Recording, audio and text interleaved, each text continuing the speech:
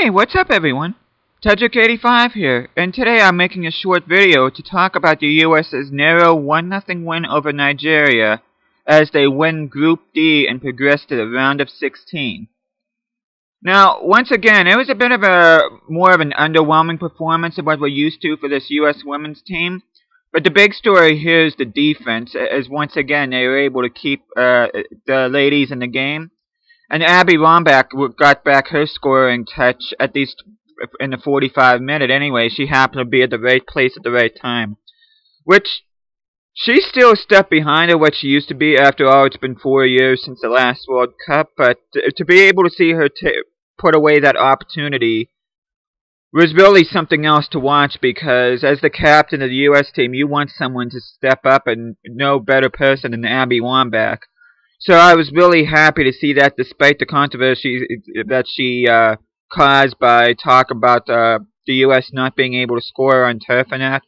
But I was so happy for her to leave that behind and at least get this crucial goal for the U.S., which happened to be the one that clinched not only the game for them, but also the group where they're going to advance to the round of 16, where they're going to take on a surprising Colombia team, which has been doing much better than what a lot of people have been giving them credit for, especially with a shock win over France, which made a name for themselves for that. So it's going to be an interesting game to see what exactly happens. I know that Colombia is going to be missing a massive player in the goalkeeper.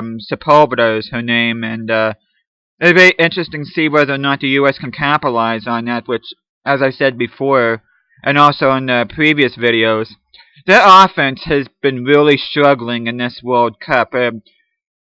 Only scoring 4 goals in 3 group games is unheard of for this group, so they're definitely going to have to figure out a way to get their offense going in that. And because in the previous World Cup they're pretty much a well-oiled machine, and for this one they're just the engine is pretty much sputtering right now. But having said that, I do have to say, I gotta be honest, Megan Rapinoe is my MVP of this World Cup so far, because she's literally doing everything she can and then some to try to get the U.S. to get going here. And she seems to be doing not only just the little things in that, but all the bigger things as well, try to get this team motivated on the offensive side of the ball. So if I have to name an MVP of this tournament, I would definitely be it.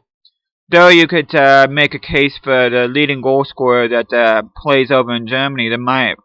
Her name escapes me at the moment, but I'd have to say Megan Rapinoe is better than that, just simply because she's playing for a team that's shockingly struggling right now, which they shouldn't. I mean, the U.S. is ranked number 2 in the world, and you'd think that they wouldn't have such issues scoring, but luckily, like I said before in this video, they have a defense that's capable of winning the World Cup. You know, it's definitely a championship caliber defense they have. It's just, if they can get their offense going, they're not gonna be an easy team to go up against. And if they do, then I could easily see this team winning the World Cup. But until then, there's definitely that big question mark remaining over their heads, which they have 5 rest days to sort things out and try to figure out how they can get their offense going. I know in the Nigeria game they had Abby Wambach and Alex Morgan partnered up with each other up front with Sydney Leroux on the bench and that. And I was also glad to see Tobin Heath out there again. I think she's a crucial player for them too.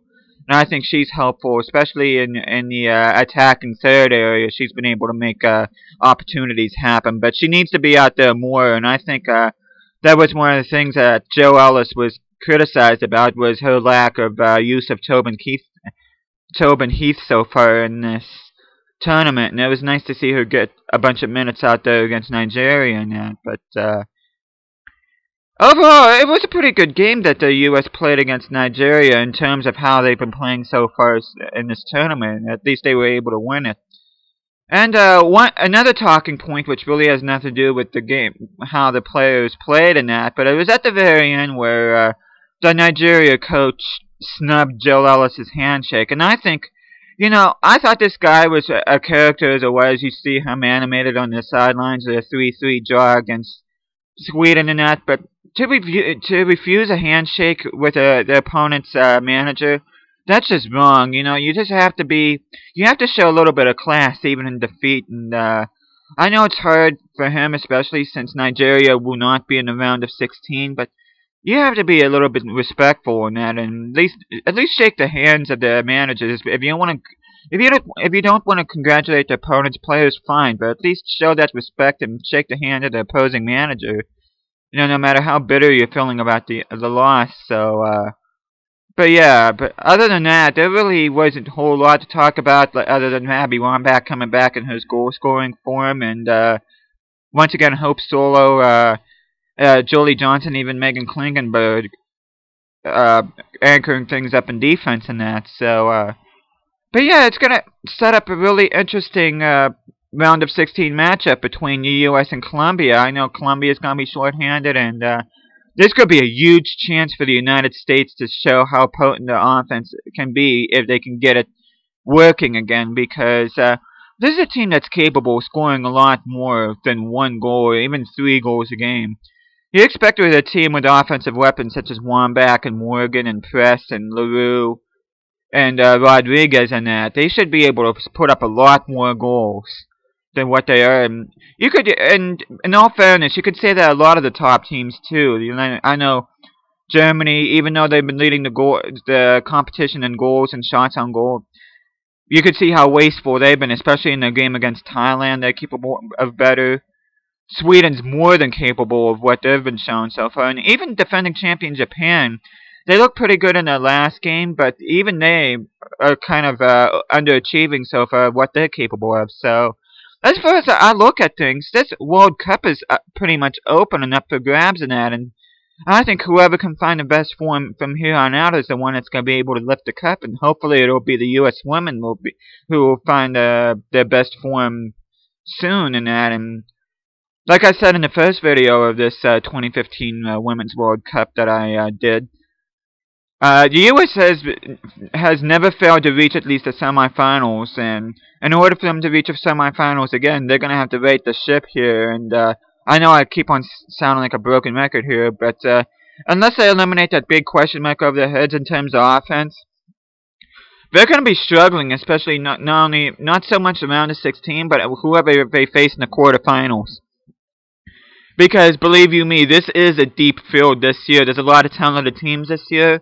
There's a lot of teams out there hungry for success, and any one of the remaining 15 teams left are going to see the U.S. and see, well, they're a bit underachieving right now. If we're going to beat them, now's the chance. So, but yeah, hopefully they'll be able to fix these things and hopefully make another deep run at the World Cup. So, but yeah, that's pretty much all I have to say about this. If you want to leave a comment, tell me how you feel, whether or not you agree or disagree with what I have to say.